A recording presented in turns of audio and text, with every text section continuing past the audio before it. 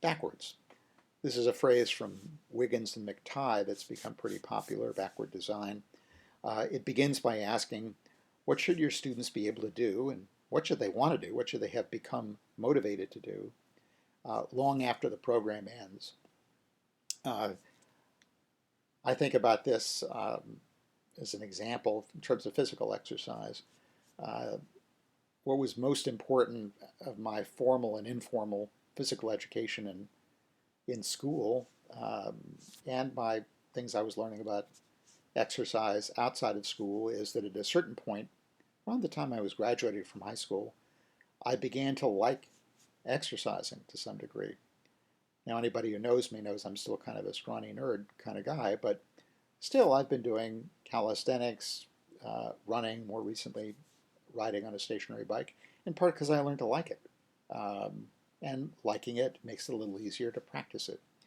So, one of the goals of a program is not just to instill in students some capability, but also to help motivate them or keep them motivated to keep on doing it so they gradually get stronger at it as the years go by after formal instruction ends.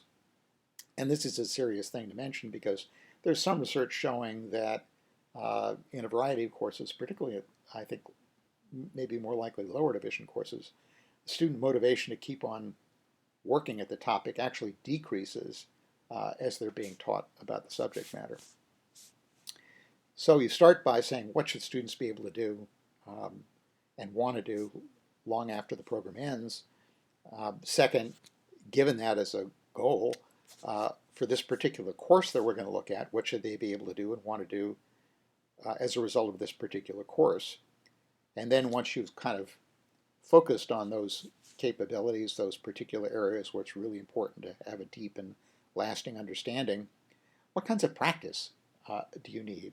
Probably what sorts of coaching also in order to develop that capability. Anders Ericsson has been doing some interesting writing on this subject, and I'll have a reference to Ericsson on my last slide, along with a number of other references to sources that I used to develop this talk. And finally, given that notion of the kinds of practicing that students need to do, how do you motivate them and get them committed to sort of doing those kinds of workouts, which are probably going to be longer and less pleasant than a student might like them to be. Okay, so we have this idea now about what students need to develop, what kinds of practice they need to do. Now we need to develop assignments that, to use a phrase that I heard a couple of times from different faculty years ago at Boston College, that are so engaging that they steal the students' beer time. That is, that the students choose to spend more time than they might otherwise invest to do this assignment because it's become important to them. I'm going to use this one assignment that I read about from 1995 as a symbol for this kind of assignment. In 1995, the Bosnian peace talks were going on in Dayton. Professor Linda Kreider was teaching journalism at Miami University, not far from there. And she assigned her students to develop a website with material that would be background for understanding what was going on in the peace talks. Now, this was 1995, very early in the days of the web, and I think the students took this as, a course assignment like any other course assignment, until the website went live. And they got an email, and then more email. And these weren't just from the instructor, it wasn't just from other students in the class, it wasn't just from people at the university, it wasn't just from people in the United States. They were getting email from Bosnia. And a number of the people emailing them were emailing because they were kind of pissed off. They really didn't like the way that the issues were being presented. They disagreed with the students' view of what the facts were and so on. Kreider writes that the students were really shocked by this, but pretty soon she, Kreider, was the one who was shocked because she'd never seen students work that hard. The students were now really committed to getting it right. They wanted this to be professional. They wanted the people to whom this writing mattered to respect their efforts. And so they worked very, very hard. They worked long hours to get this right. You might have some examples that you've done or seen from your colleagues of engaging projects that on the one hand, provided the scope for students to really own knowledge, for them to develop personal capabilities to apply what they'd been taught, and that were also motivating, that attracted and engaged students to work long and hard and thoughtfully, not to get a grade, but because they really cared about the result, the understanding that it would demonstrate, the expertise that it would demonstrate.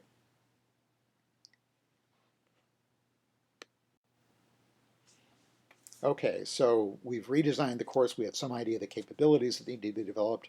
We have engaging assignments that are really going to steal the students' spare time. How do we take advantage of the classroom? What kinds of things can be done best face-to-face? Again, I'm going to be very brief here.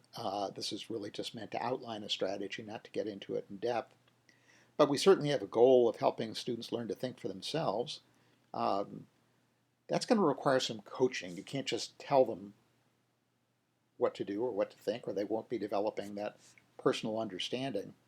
That requires studying the students, trying to get inside their heads, coming up with a thought about what a coaching piece of advice might be that would be useful, and then letting fly.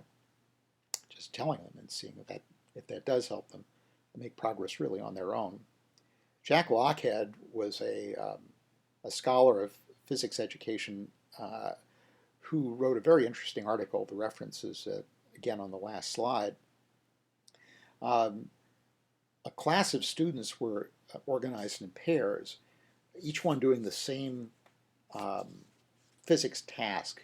It was a balance beam with notches on each side, so you've got a vertical piece and then a horizontal thing, kind of like a ruler balanced on top of it with notches. And then there were weights that could be hung from a notch. And there was also an indication of how far each notch was from the center. So what the students were asked to do was just to experiment with hanging different weights from different notches to see whether the beam tilted to the left, to the right, and most importantly, whether it balanced. And as a result of these experiments, to come up with a rule that will allow them to predict in advance if they put certain weights in certain notches, whether the beam would balance or whether it would tilt one way or the other way. So the students were all working away on this. They had an hour to try to figure this one out. And Lochhead, the instructor, was walking around the classroom, observing, and trying to be a good coach, which is to say, obviously not solving the problem for them, but trying to ask questions or make suggestions that might advance their thinking a little bit. One pair of students were being recorded for the entire hour, and it was their conversation that is the subject of Lochhead's article.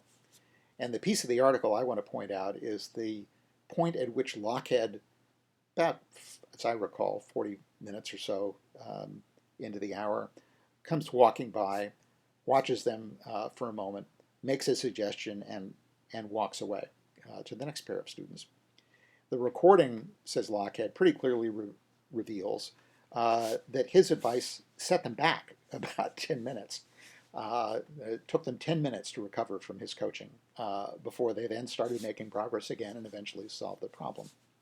So this kind of coaching isn't easy to do, especially not easy if you're walking around just watching for a moment, giving some advice, and then passing on to the next. So it makes some sense, to the extent that you can, to take advantage of the classroom as a way for one student to help another. So those two students coaching each other, for example, as they work away on the problem.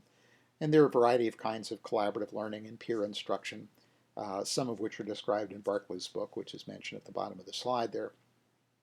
The University of Colorado has also pioneered a very interesting approach with some very good evaluation results that they call undergraduate learning assistants, and a number of other institutions, including now George Washington, have been trying the Colorado strategy.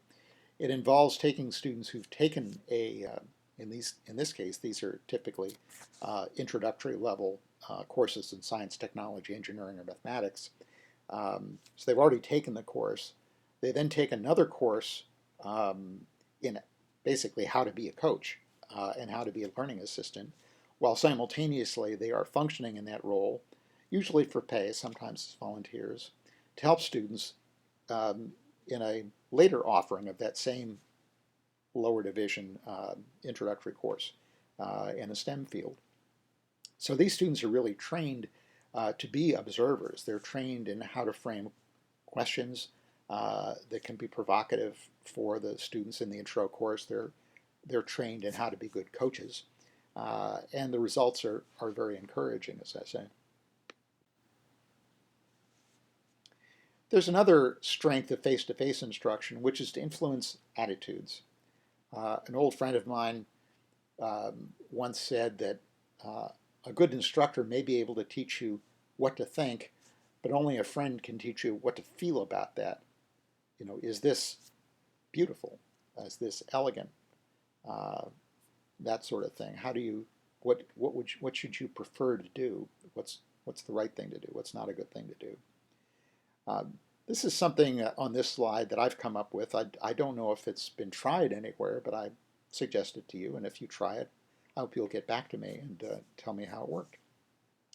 It's been stimulated by work that I've seen from a number of scholars, Dweck and Jaeger being two of them, on how do you get students to become, I think the phrase is grittier, more resilient, more likely to persist in the face of difficulty as they do homework. So my thought is this, that you put out on the first day of class a 4 or 5 question survey form, just on paper, hand it out. Have students mark off their answers. To what extent do you agree or disagree? I learn best when the instructor is explaining and I'm taking notes, and so on. And then as a group, go through the questions and just say how many students agreed or strongly agreed with number 1. How many of you disagreed or strongly disagreed with number 1? Now let's talk with each other about your reasons for answering the way you did. There's no right answer, but just explain why you answered the way that you did. And there's some research that, again, referenced on the last slide that Jaeger and others have done that suggest at least the possibility that just having this discussion in and of itself may influence how students study. And in particular, whether they see learning as something that revolves around taking notes, checking things off, getting grades, or whether they see it as more like getting stronger. So you watch an exercise video, that's like sitting in class and taking notes, but you only get stronger if you actually work out. And no pain, no gain. If it's not difficult, you're not getting stronger. And the only point of doing all this is to get stronger. It's not to see how many hours of exercise video you can watch or how accurate your notes are about the instructions about how to do the exercises. So if you try this, let me know how it works. Okay, so we've redesigned the program. We've got an idea of capabilities. We're stealing students' spare time. We're taking advantage of face-to-face to get them good coaching and to try to motivate them. I think we also need some feedback, what Don Shern and Chris Argers called learning loops. Basically, information and incentives that come back to the student and to the instructor that help them shape future activity. I'll explain what I mean. There are 4 kinds in particular that I want to talk about. The first is feedback for the students to help them succeed in doing these assignments. Well, it could be a science experiment that you're doing online, for example, or as a simulation where the feedback is what's happening as a result of the experiment that they just did. Could be a tutorial or something where the student responds and the online immediately gives them, yes, that was the correct answer, here's something else to try, or no, that's not right, here's a hint. So in one George Washington University faculty member, if the student's initial answer is wrong, there's a URL that they can click which takes them right to a point in a video recording of a lecture where one of the ideas that's needed to answer the question is being described. Now, it's not the answer to the question. It's really important to say that. It's more like that coaching kind of tip. Here's one idea that you need. Now, if it's the student, the idea, if it's an idea that the student's already mastered, it may not be useful. If the student doesn't get the relevance, they may answer wrong again. But sometimes when students are just reintroduced to that idea, it'll be enough to get them over the hump and to answer the question correctly. Students might be working on projects, and distant experts online might take a look at the work and give some feedback on it. You obviously would do that only for a fairly major project. And they might be getting feedback from other students online. And I have some thoughts about how to make that work. This is actually based on a bit of personal experience teaching online. I was teaching a course of graduate students, and I was really pretty disappointed in the fairly simplistic discussions that were going on online about the readings. I like what Joe said was a typical response. So partway into the course, I announced a rubric which looked something like this. And you can see there are different points. If you're at the inadequate level, you're going to get a 0.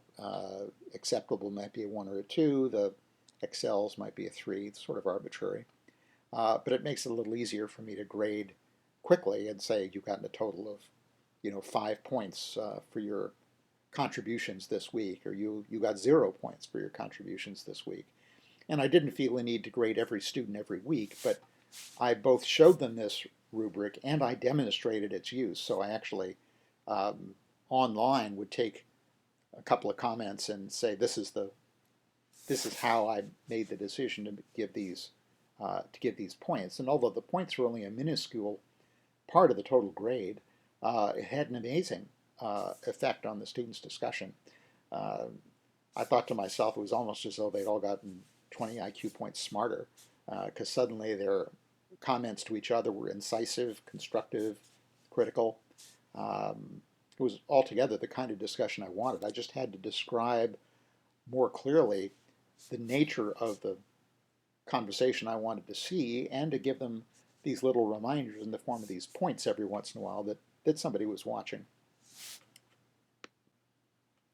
Okay, so that first learning loop is what sorts of feedback can help students keep working, help them get unstuck. The second kind is the feedback that comes to the faculty member to help the faculty member plan what's going to happen in the next class meeting. So we get some insight into what the students are learning, what they're misunderstanding, where some students have learned and other students haven't learned so well, and we use that to plan what we're going to do in class. So for example, you can ask students at the beginning of the course, do you intend to study alone or study together? Ask the students to write down whether they're going to study by themselves or study with a buddy.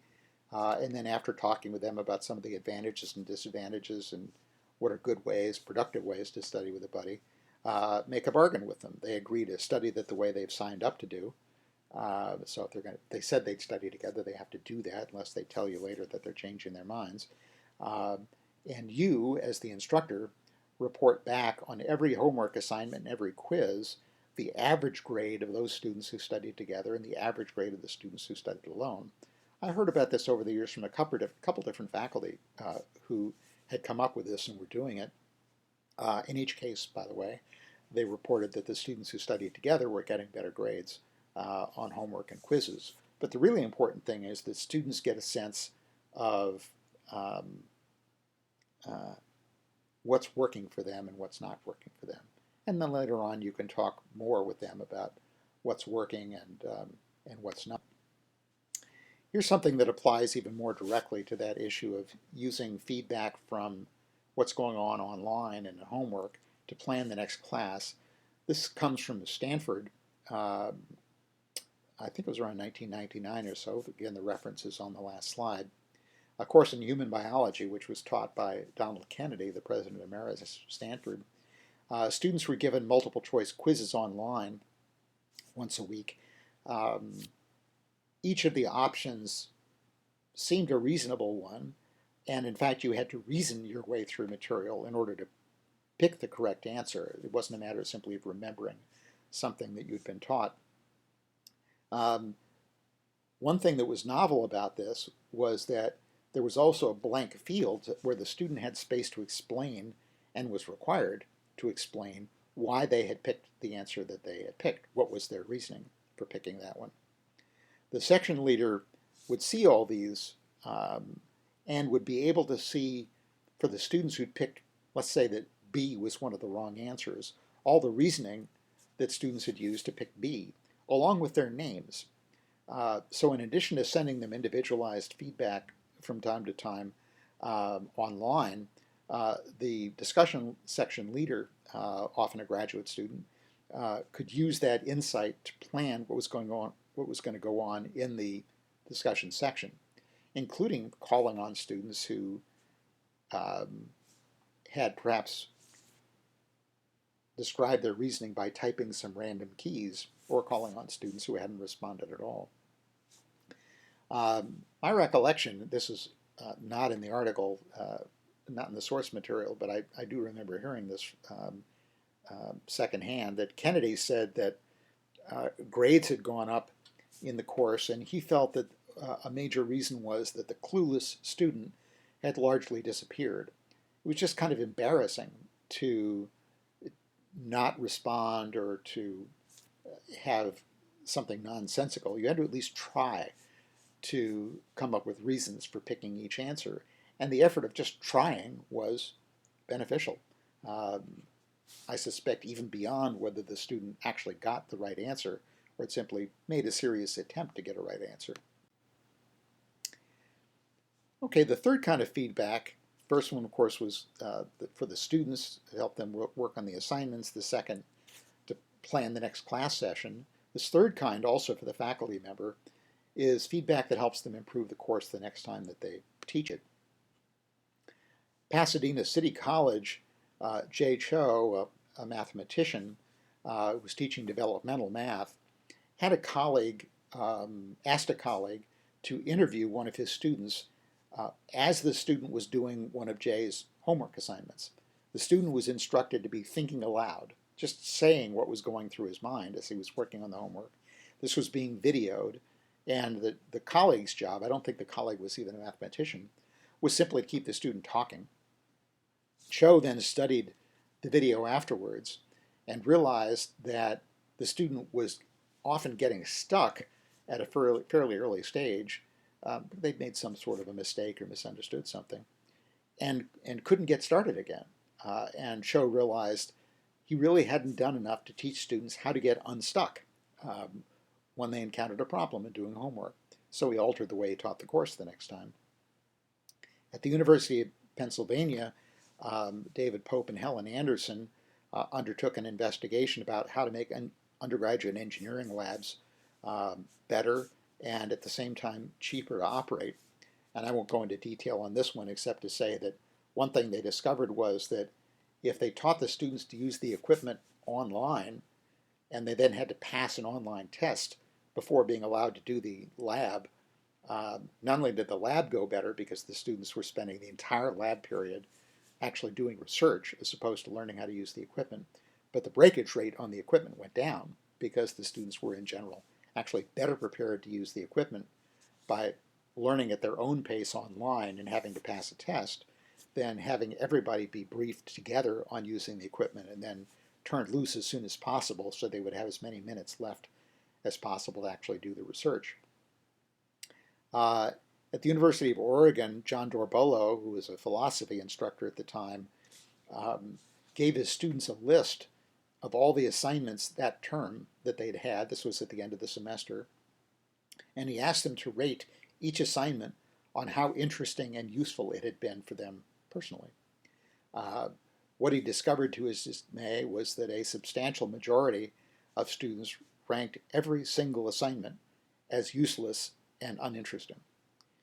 The epiphany came when Dorbolo looked at the same data a little bit more deeply and realized that every student had some assignments that they thought were interesting and useful. They just disagreed about which ones they were, and they grouped together. so that there were some students who really only liked the assignments involving religious philosophers. There were some students who really preferred the assignments from utilitarians. There was another group of students who really preferred assignments from existentialists. And Dorbolos thought to himself, well, this is an intro to philosophy course. The real goal here is to teach them to like to read philosophy and to teach them how to read philosophy, to think critically about it, to write in response to it. So the next time he offered the course, he divided it into study groups. Each study group had a somewhat different reading list, and the students could volunteer that they want to be in the study group where a disproportionately large number of assignments were about religious philosophers, disproportionately large number were by utilitarians, and so on. Now, this meant that Dorbolo couldn't lecture very much anymore because in class time, students were working on different things in these smaller groups. So he became more of a facilitator of small group work and kind of debugging the process. It was a very interesting evolution of his course in philosophy. Okay, the final learning loop is for faculty to learn that all this can be worthwhile. Now, I think that the major mechanism for this has to be that, at least for some faculty, and one might hope, but it may or may not be true for all faculty, that teaching this way is simply personally more rewarding.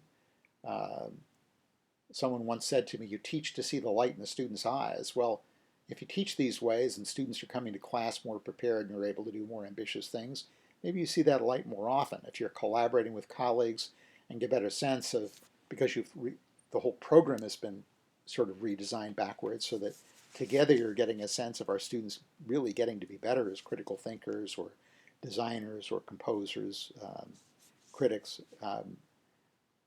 Together you're seeing that they're making progress. That can be rewarding too, and I think can motivate faculty to do this kind of work. But it also helps if this kind of thing is considered in promotion decisions. Is the faculty member making a good faith effort, to make learning better for his or her students? At GW, for example, we've been pilot testing an approach called peer-reviewed explorations in teaching, developed by Rahul Simha and others of our faculty, where faculty members pair up with one helping the other to frame an attempt to improve a course based on literature and experience of other faculty, carry out that improvement, and then reflect on what happened as a result of the effort. And at each step of the way, the peer coach, peer reviewer is reacting and writing to what the colleague is doing. This whole package of writing then, the writing by the faculty members doing improvement, the coordinate writing by the peer coach and peer reviewer becomes a single package which can then go in the dossier of the faculty member who did the work and be considered when making decisions about promotion. And there are other ways, of course, in which institutions can support the scholarship of teaching and learning. And I think this kind of thing, especially when faculty are working together, is a collaborative effort of inquiry and action research. So you ought to think about this. Could a critical mass of changes like this increase your department's ability, your university's ability to attract students and gifts and support? If students are working harder, if they're coming to class prepared, if when you walk by a classroom you hear the roar of students excitedly talking to each other and working on things, would this make your institution in a place that students would be more likely to attend, that would excite donors and so on? And if your program or your institution does become better off this way, I really urge the folks who are in charge of those budgets to reinvest some of that money in the faculty who made the improvements. I think this is another way in which this kind of work on improvement can be encouraged if some money gets invested in your classrooms to make them more flexible and more appropriate for active learning. If you get some money for extra resources in the library or in science labs for students to do the kinds of work that are needed to develop their capability and so on. Reinvest the gains from this kind of work in work itself. So to begin summing up, we're talking about a kind of an incremental approach towards developing deeper learning. The strategies can be tested in almost any order. Um, and I hope that they would be reinforcing, each one making the others easier, and also as more faculty do this kind of work, the easier it gets for each one of them. Because it's a critical mass for the students, because they're sharing work with each other, and because together they're beginning to change the culture and the climate for what it takes to be promoted. So I'm not going to read these bullets, but this is just a list of some of the kinds of things that one might do in almost any order.